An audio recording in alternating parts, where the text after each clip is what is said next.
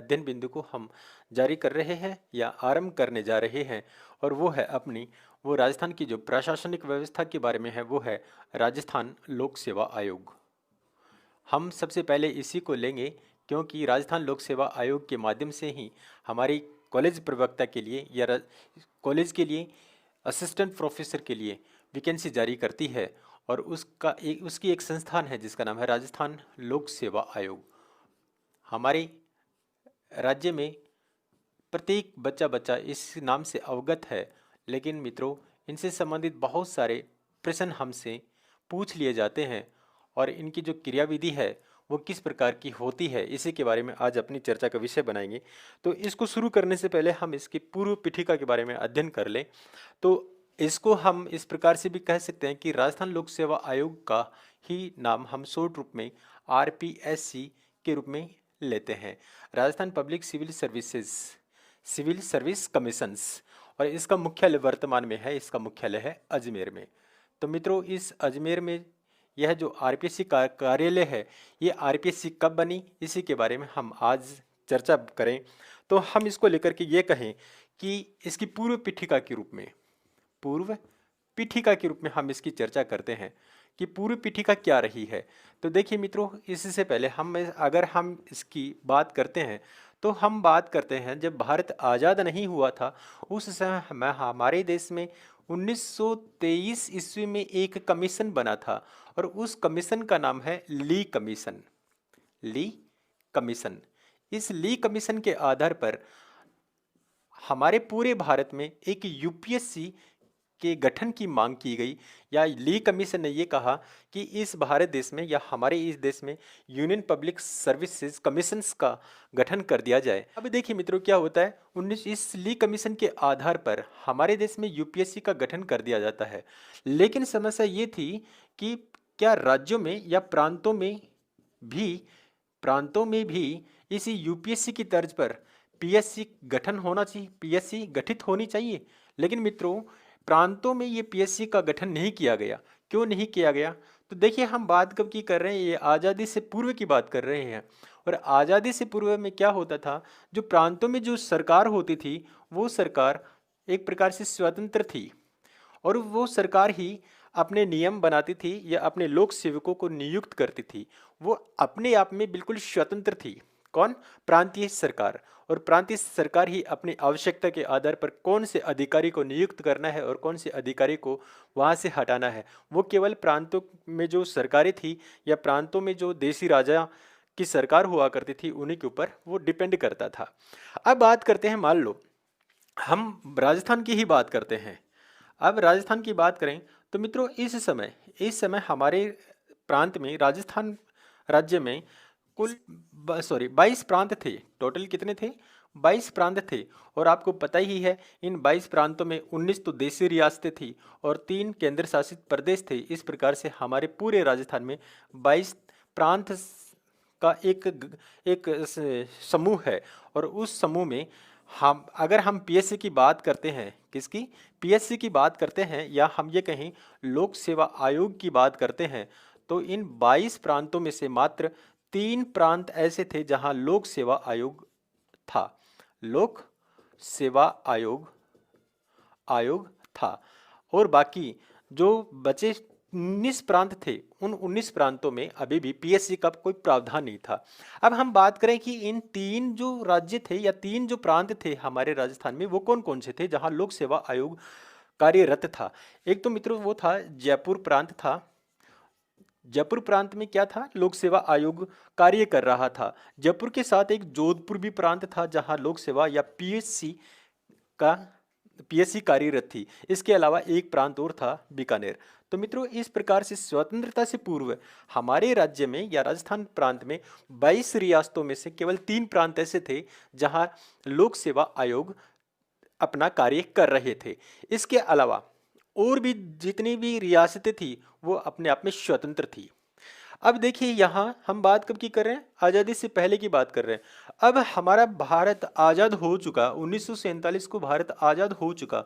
आज़ादी के बाद में हमारे राजस्थान का भी एकीकरण होना था, और राजस्थान का एकीकरण के साथ साथ हम ये कहें कि राजस्थान भी एक प्रकार से स्वतंत्र था। और इसी राजस्थान को संविधान के अकॉर्डिंग कार्य करना था, संविधान के तहत कार्य करना था। तो मित्रों, राजस्थान में पीएससी का भी प्रावधान करने की का समय आ गया। अब पीएससी का जो समय यहाँ आ गया, तब तब हमारे संविधान में यह प्रावधान किया गया था, हमारे संविधान में यह प्रावधान है कि संविधान का भाग 4 में जो अनुच्छेद हैं वो 315 से लेकर 323 तक जितने भी अनुच्छेद हैं, वो अनुच्छेद प्रत्येक राज्य को लेकर के और केंद्र को लेकर के यह प्रावधान किया गया है कि केंद्र में तो एक यूपीएससी का गठन होगा और प्रत्येक जो प्रांत होते हैं उनमें पीएससी कार्यरत होगी। पीएससी का मतलब पब्लिक सर्विस कमीशन का गठन किया जाएगा। उसी प्रकार से इस संविधान की प्रक्रिया को लागू करने के लिए हमारे राजस्थान में भी यह लागू होना था।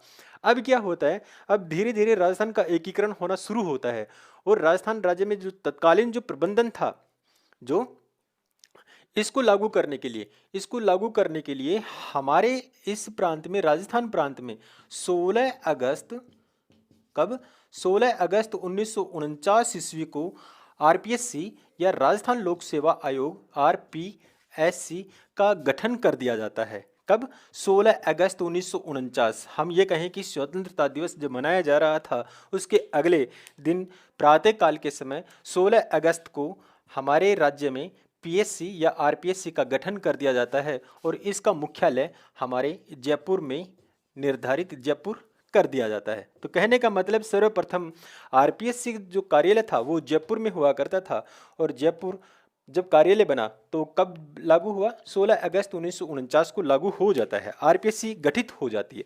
अब मित्रों क्या होता है, इसी 16 अगस्त के बाद में 20 अगस्त का दिन होता है। 20 अगस्त 1949 को क्या होता है, इस कार्यालय में एक अध्यक्ष की भी नियुक्ति कर दी जाती है। अध्यक्ष नियुक्त करना है, तो अध्यक्ष नियुक्त करने के लिए हमारे पास एक सबसे बड़ी समस्या ये थी कि हम आरपीएससी का प्रथम अध्यक्ष किसको नियुक्त करें। तो मित्रों, इस समय 20 अगस्त 1949 को अध्यक्ष की नियुक्ति करने के लिए हमारे राज्य में या राजस्थान प्रांत में मुख्य न्यायाधीश हुआ करते थे और उस मुख्य न्यायाधीश का नाम है माननीय एस के घोष। एस के घोष। तो एस के घोष जो मुख्य न्यायाधीश थे, कहाँ के? राजस्थान राज्य के मुख्य न्यायाधीश के पद पर कार्यरत थे। इन्हीं को आरपीएससी का अध्यक्ष नियुक्त कर दिया जाता है। तो हम कह सकते हैं कि हमारे राजस्थान में आरपीएससी जब कार्यरत थी उस समय जयपुर कार्यालय था और जयपुर कार्यालय में आरपीएससी 16 अगस्त 1949 को लागू हो जाती है और 20 अगस्त 1949 को एस के घोष हमारे राजस्थान के जो मुख्य न्यायाधीश होते हैं उनको इस पद पर नियुक्त कर दिया जाता है या अध्यक्ष पद पर नियुक्त कर दिया जाता है। अब मित्रों क्या होता है, नियुक्ति मिल चुकी। अब राजस्थान का जो राजपत्र होता है या गजट होता है, उस गजट में इस प्रकार की अधिसूचना जारी करनी होती है। क्यों करनी होती है? क्योंकि प्रत्येक जनता को यह पता लग जाए कि सरकार क्या नियम बना रही है या सरकार किस प्रकार से अपनी अधिसूचना या अपने जो कार्य की जो योजना है वो किस रूप में लागू कर रही है। तो उसके लिए, इसी कार्य योजना को आगे बढ़ाने के लिए इसमें एक अध्यक्ष के साथ साथ 2 सदस्यों को और नियुक्त करना था। कितने? एक अध्यक्ष के साथ 2 सदस्यों को नियुक्त करना था और नियुक्त करने के लिए राजस्थान सरकार ने एक परिपत्र जारी किया, या हम ये कहें राजस्थान सरकार की तरफ से एक राजपत्र जारी होता है और उस राजपत्र में सदस्य कौन होंगे और कितने सदस्य होंगे उसके बारे में एक राजपत्र जारी कर दिया जाता है। तो वो राजपत्र 22 दिसंबर 1949 को, जो राजस्थान का राजपत्र होता है, राजस्थान का राजपत्र है, उस राजपत्र का प्रकाशन 22 दिसंबर 1949 को जारी होता है और इसी राजपत्र के साथ इसी आरपीएससी के 2 मेंबर और बढ़ा दिए जाते हैं। आरपीएससी के 2 मेंबर और बढ़ा दिए जाते हैं। एक है देवी शंकर, माननीय श्री देवी शंकर तिवारी, और दूसरे होते हैं आर एन चंदोरकर। तो इस प्रकार से मित्रों आरपीएससी के एक अध्यक्ष के साथ साथ आरपीएससी में जो सदस्य होंगे एक अध्यक्ष के साथ साथ आरपीएससी के 2 मेंबर और बढ़ा दिए गए। कहने का मतलब इस समय 22 दिसंबर 1949 के समय एक अध्यक्ष और 2 सदस्य मिलकर के एक कार्यालय का गठन करेंगे या एक आयोग का गठन करेंगे जिसमें सदस्य संख्या कुल 3 रहेगी। ये अध्यक्ष कौन है? एस के घोष है। और 2 सदस्य कौन है आरपीएससी के? देवी शंकर तिवारी और दूसरा है आर.एन. चंदोरकर। तो मित्रों इस प्रकार से हमारी आरपीएससी कार्य करना शुरू कर देती है। अब बात होती है कि आयोग अपना कार्य कब से शुरू करने लगती है। अब देखिए 1949 ईस्वी में ये लागू हो जाता है, ये 2 सदस्य बन जाते हैं। अब हमारे सामने ये होता है कि अब हमारे राज्य में जो प्रशासनिक व्यवस्था का जो मुखिया होता है वो राज प्रमुख होता है। कौन होता है? राज प्रमुख होता है। और राज प्रमुख ने यह कहा कि सदस्य किस प्रकार से कार्य करेंगे, उसकी कार्य योजना क्या रहेगी, उनकी रूपरेखा क्या रहेगी, उसके लिए 1951 में एक अधिनियम जारी करते हैं या एक नियम जारी करते हैं। और वो नियम है आरपीएससी या राजस्थान लोक सेवा आयोग, राजस्थान लोक सेवा आयोग नियम 1951। एक तो ये होता है, ये तो है सेवा का नियम है। और दूसरा इसी से संबंधित सेवा और शर्तें, सेवा एवं शर्तें, ये नियम भी लागू होता है कब? 1951। अब ये बन जाता है कि राज प्रमुख हमारे सामने 2 प्रकार के नियम लागू कर देते हैं। एक है राजस्थान लोक सेवा आयोग नियम सेवा, कौन सा? 1951। और दूसरा है सेवा एवं शर्तों वाला नियम 1951। इसके आधार पर हमारे देश हमारे इस राज्य में एक प्रकार से आरपीएससी नियमित रूप से कार्य करना शुरू कर देती है। तो मित्रों इस प्रकार से हमारे राजस्थान में आरपीएससी का मुख्य कार्यालय जयपुर होता है। और जयपुर में हमारे राज्य में जो मुख्य न्यायाधीश होते हैं उनका नाम एस के घोष होते हैं। और वो ही आरपीएससी के मुख्य चेयरमैन या अध्यक्ष पद होते हैं। और उसी के साथ 2 सदस्य की नियुक्ति और कर दी जाती है। अब बात आती है कि 1956 ईस्वी में एक कमेटी बनती है। कब? सन 1956 ईस्वी में एक कमेटी बनती है और उस कमेटी का नाम होता है सत्यनारायण राव। सत्यनारायण राव एक समिति होती है। और इस समिति के अध्यक्ष कौन होते हैं? इस समिति के अध्यक्ष मित्रों यही होते हैं, सत्यनारायण राव ही इस समिति के अध्यक्ष होते हैं। और इस समिति का गठन 1956 ईस्वी में किया गया। कब? 1956 ईस्वी में इस समिति का गठन किया जाता है। और इसी समिति ने एक निर्णय दिया कि आरपीएससी का जो कार्यालय है, क्या? आरपीएससी का जो कार्यालय जयपुर है, इसी जयपुर से स्थानांतरण करके क्यों ना हम अजमेर कर दें। अजमेर। तो मित्रों हम कह सकते हैं कि अजमेर का आरपीएससी का जो मेन कार्यालय पहले जयपुर हुआ करता था उसका ट्रांसफर अजमेर कर दिया गया। तो अजमेर कौन सी समिति के आधार पर कर दिया गया? तो वो ही बात हमारे सामने प्रश्न बन के उठती है, वो है सत्यनारायण राव समिति के आधार पर आरपीएससी का प्रधान कार्यालय जयपुर से हटाकर या जयपुर से स्थानांतरण करके वहाँ अजमेर कर दिया जाता है। मतलब उस समय जब जयपुर से अजमेर ट्रांसफर किया गया उस समय आरपीएससी के जो चेयरमैन हुआ करते थे या चेयरमैन थे उनका नाम है RSS त्रिपाठी जी। त्रिपाठी जी। तो त्रिपाठी जी जब आरपीएससी के अध्यक्ष थे उसी के समय जयपुर से अजमेर आरपीएससी को ट्रांसफर किया गया। अब हम बात करते हैं आगे की। ये तो है एक प्रकार से आरपीएससी की रूपरेखा है कि आरपीएससी किस प्रकार से हमारे राज्य में गठित होती है या आरपीएससी का गठन किया जाता है, वो एक प्रकार से रूपरेखा है। तो मित्रों अब हम बात करते हैं आरपीएससी संविधान की दृष्टि से किस प्रकार से अपनी कार्य योजना बनाती है और उस कार्य योजना में हमारे संविधान के कौन कौन से अनुच्छेद जुड़े होते हैं। तो अब हम अपनी चर्चा का विषय लेके आते हैं इसी में आरपीएससी में या राजस्थान लोक सेवा आयोग में संवैधानिक दृष्टि से किस प्रकार से इसके नियम हैं या संविधान की दृष्टि से यह किसके आधार पर, कौन से अनुच्छेद के आधार पर ये कार्य करता है। तो मित्रों आइए अब हम इसी के बारे में बात करें। हम बात करते हैं, अपनी हेडिंग डालते हैं या अपना अध्ययन बिंदु लिखते हैं आरपीएससी या राजस्थान लोक सेवा आयोग आरपीएससी क्या करेगी? संवैधानिक दृष्टि से संवैधानिक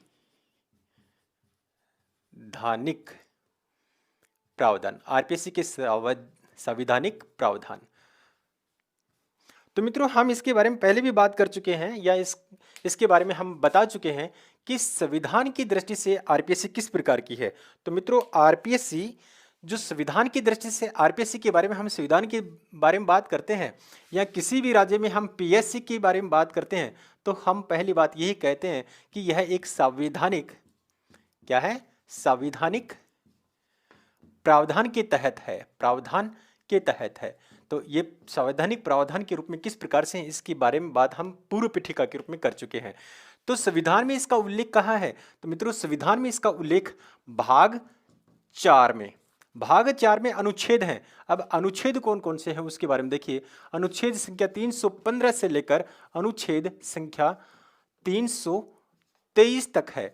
अब इसी के बारे में, इसी के साथ साथ एक अनुच्छेद और है, वो है अनुच्छेद 234 अनुच्छेद है, वो भी इसी पीएससी के बारे में बात करता है या यूपीएससी के बारे में बात करता है।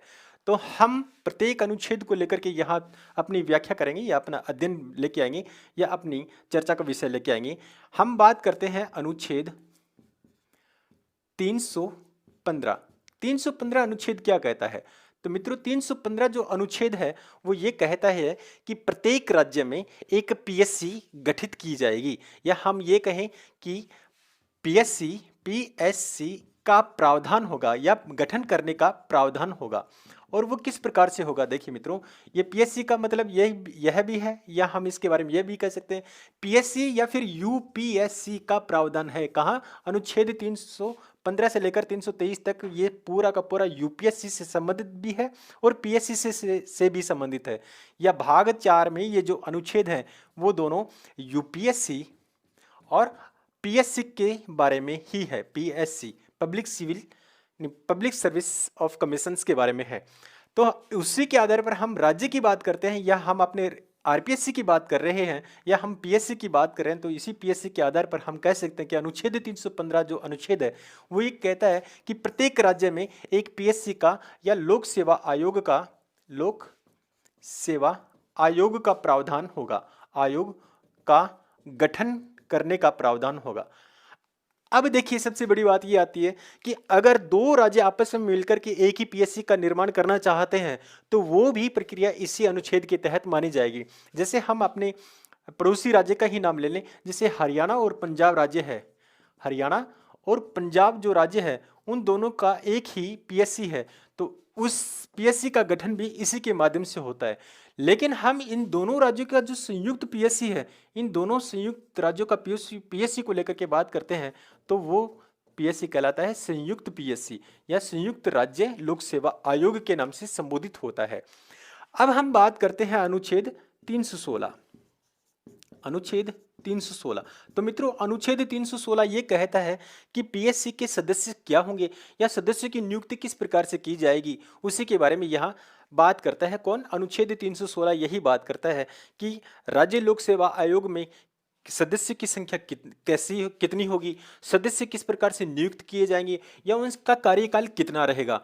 तो मैं यहाँ लिख रहा हूँ सदस्यों की, किसकी, पीएससी के जो सदस्य हैं वो सदस्यों की नियुक्ति के बारे में बात करता है, सदस्यों की नियुक्ति के बारे में, सदस्य की पद की बात करता है और सदस्य का कार्यकाल की बात करता है। तो इस प्रकार से हम बात करें कि अनुच्छेद 316 यही बात कहता है कि पीएससी में किस प्रकार के सदस्य होंगे। तो हम बात करें अपने आरपीएससी की ही बात करते हैं, तो आरपीएससी के बारे में हम कह सकते हैं कि आरपीएससी में जो सदस्य होंगे, पहले मित्रों एक अध्यक्ष था, उसके साथ 2 सदस्य थे। अब हम बात करते हैं 1968 ईस्वी की बात करते हैं। 1968 ईस्वी में 2 सदस्य से बढ़ा करके 3 सदस्य कर दिए गए। अब हम 73 में 4 कर दी गई। फिर 1981 ईस्वी में इसी 4 सदस्य से बढ़ा करके सदस्य की संख्या टोटल 5 कर दी गई। लेकिन आज वर्तमान समय में अगर आरपीएससी के सदस्य की संख्या के बारे में हम बात करते हैं या उसके सदस्य की बात करते हैं तो 1 जून 2011 को इसी 7 से बढ़ा करके 5 सदस्य से बढ़ा करके 7 सदस्य की संख्या गठित कर दी गई। अब देखिए सबसे बड़ी बात यह है कि ये सदस्य की संख्या कौन से अनुच्छेद के आधार पर बढ़ाई जाती है। तो मित्रों हम इसमें कोई अनुच्छेद, यही अनुच्छेद शामिल करेंगे कि अनुच्छेद 316 ये कहता है कि समय समय पर लोक सेवा आयोग के जो सदस्य होते हैं उन सदस्यों की संख्या बढ़ा दी जा सकती है या फिर घटाई जा सकती है। तो मित्रों आने वाले समय में हम इसी जनसंख्या के आधार को देखते हुए या जनसंख्या को देखते हुए या उस पीएससी का जो कार्य है उस कार्य को कम करने के लिए सदस्य की संख्या हमेशा बढ़ती ही है, ये संख्या बढ़ती है। अब देखिए, अब हम बात करते हैं 316 अनुच्छेद में और क्या बात लिखी गई है।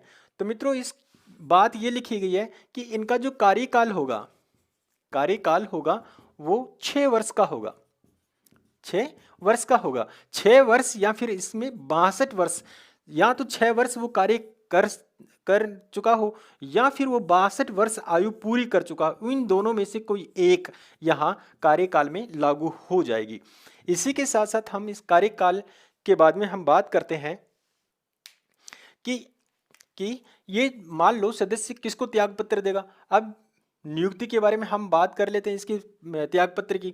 तो मित्रों इसकी त्याग पत्र किसको सौंपेगा, त्याग पत्र सौंपने से पहले हम इसकी पद की बात कर देंगे। इसको शपथ कौन दिलाता है। तो मित्रों शपथ जो भी राज्य होगा, संबंधित जो राज्य होगा, उस संबंधित राज्य का जो राज्यपाल होता है वो राज्यपाल ही पीएससी के सदस्य को या अध्यक्ष को यह नियुक्त करता है। अगर ये पीएससी के सदस्य को नियुक्त करता है तो स्वाभाविक है कि राज्यपाल ही उसको हटा भी सकता है, लेकिन हटाएगा कैसे, क्योंकि उसके बारे में चर्चा हम आगे करेंगे, क्योंकि वो अपना अगला अनुच्छेद है। तो इसी के साथ साथ हम कह सकते हैं कि अनुच्छेद 316 हमारे सामने इस प्रकार से विस्तार लेकर के आता है, जिसमें सदस्य की संख्या भी दी गई होती है और इसका कार्यकाल भी दिया होता है, उसको नियुक्त कौन करता है और उस त्यागपत्र किसको देता है। तो इस प्रकार से अनुच्छेद 316 यह कहता है। अब हम बात करते हैं अगले अनुच्छेद के बारे में। अगला अनुच्छेद यही कहता है, वो हम बात करें अनुच्छेद 317। 317 यह कहता है कि जो भी सदस्य होंगे उन सदस्यों को कौन हटाएगा। तो हम एक प्रकार से कह सकते हैं कि अनुच्छेद 317 यह कहता है कि सदस्यों को हटाया या कैसे जाएगा, सदस्य को निलंबित किस प्रकार से किया जाएगा या पद से स्थापन कब किया जाएगा या उसको किस प्रकार से निलंबित किया जा सकता है। तो मित्रों हम इसके बारे में बात करें तो हम कह सकते हैं या फिर अध्यक्ष होगा, वो अध्यक्ष किसके आधार पर हट सकता है। देखिए मित्रों, उच्चतम न्यायालय का जो न्यायाधीश होता है उस न्यायाधीश को हटाने की जो प्रक्रिया होती है हमारे संविधान में हमारे संविधान में जिस प्रकार से ये प्रक्रिया लगी हुई है कि उच्चतम न्यायालय के न्यायाधीश को हम किस प्रकार से हटा सकते हैं, उसी प्रकार से हम किसी पीएससी के अध्यक्ष को निलंबित कर सकते हैं। और कौन करेगा, वो राज्यपाल ही करेगा। राज्यपाल क्यों करेगा, क्योंकि राज्य का ये पीएससी है या एक प्रांत विशेष के लिए या राज्य विशेष के लिए एक पीएससी का गठन किया जाता है, जिसको शपथ भी राज्यपाल दिलाता है और पद च्युत भी कौन कर सकता है, राज्यपाल ही कर सकता है। लेकिन राज्यपाल एक लिखित में आदेश देगा कि वो इस प्रकार से अक्षम है या कार्य करने में असक्षम है, या हम ये कहें कि वो दिवालिया घोषित हो चुका है। इस प्रकार की कुछ कंडीशंस हैं जो संविधान में उच्चतम न्यायालय के न्यायाधीश के साथ लागू होती है। उसी प्रकार की प्रक्रिया हम कह सकते हैं कि पीएससी का जो अध्यक्ष होगा उसी के साथ भी ये शर्तें लागू हो जाती हैं। अब हम बात करते हैं अनुच्छेद 318। अनुच्छेद 318 अनुच्छेद 318 यह कहता है कि जब पीएससी गठित हो गई है तो उसमें कुछ सेवा होंगी, उसकी कुछ शर्तें भी होंगी। हम कहें कि पीएससी के जितने भी सदस्य हैं उन सदस्यों की सेवा और शर्तें क्या हैं, उसी के बारे में ये बात करता है कि ये सदस्य मित्रों 1+1+7 तो हैं, लेकिन इसके साथ साथ और भी अन्य कर्मचारी होंगे। अन्य, या हम कहें कि जितने भी कर्मचारी हैं किसके, पीएससी के अधीन कार्य करने वाले जितने भी कर्मचारी हैं उन कर्मचारियों के बारे में यहाँ बात करता है कि उनकी सेवा, उनकी शर्तें क्या क्या दी गई होती हैं। तो मित्रों हम सेवा और शर्तों के बारे में बात करते हैं तो इसके मुखिया केवल एक राज्यपाल ही होते हैं और राज्यपाल ही इनके सदस्य की संख्या निर्धारित करती है और राज्य के जो राज्यपाल होते हैं वो ही इनकी सेवा और शर्तें लागू करती है। इसमें किसी भी प्रकार का फेरबदल या राज्य सरकार की तरफ से कुछ भी नहीं हो सकता या मुख्यमंत्री की तरफ से कुछ नहीं हो सकता। अगर हो सकता है तो इतना स्वाभाविक है कि विधानमंडल में कोई प्रस्ताव पारित किया जाएगा और उसी के आधार पर राज्यपाल को वो बात माननी पड़ेगी। तो इस प्रकार से हम कह सकते हैं कि अनुच्छेद 318 पीएससी के बारे में यह बात कहता है। अब हम बात करें अनुच्छेद 319। 319 क्या कहता है? अनुच्छेद 319 यह कहता है कि आयोग के जो भी सदस्य हैं उन सदस्यों को पद धारण करने के संबंध में क्या क्या शर्तें होंगी, या हम ये कहें कि आरपीएससी या पीएससी का जो भी सदस्य होगा वो सदस्य या फिर कोई अध्यक्ष है किसी राज्य में किसी सरकार के अधीन कोई भी कार्य करने वाला नहीं होना चाहिए, या हम ये कहें कि पीएससी का सदस्य या पीएससी का कोई अध्यक्ष पद पर रहते हुए किसी अन्य सरकारी योजनाओं के तहत या किसी सरकारी कार्यालय में लाभ के पद पर वो कार्यरत नहीं होना चाहिए। यह बात कौन कहता है? अनुच्छेद 319 कहता है। ये मतलब एक प्रकार से ये प्रतिबंध लगा दिया कि आपके ऊपर ये प्रतिबंध है कि किसी लाभकारी पद पर आप कोई अन्य सेवा नहीं दे सकते। इस प्रकार से 319 वाला अनुच्छेद है वो एक प्रकार से प्रतिबंधित कर देता है। किनको? पीएससी के जो भी सदस्य हैं उनके ऊपर प्रतिबंध लगा देता है, या उनके ऊपर रोक लगा देती है, या कानून बना दिया जाता है। अब हम बात करते हैं 320 अनुच्छेद 320 यह कहता है कि पीएससी के कर्तव्य क्या होंगे या उनके कार्य क्या क्या करने हैं, या किसी भी राज्य में पीएससी है या पब्लिक सर्विस ऑफ कमीशंस है या लोक सेवा आयोग है, वो लोक सेवा आयोग क्या क्या कार्य करेंगे, कौन कौन से दायरे में रह करके अपनी शक्तियों का निवारण करेंगे या शक्तियों का उपयोग करेंगे। इस प्रकार की शक्ति कौन देता है? अनुच्छेद 320 देता है। अब हम बात करते हैं अनुच्छेद 321।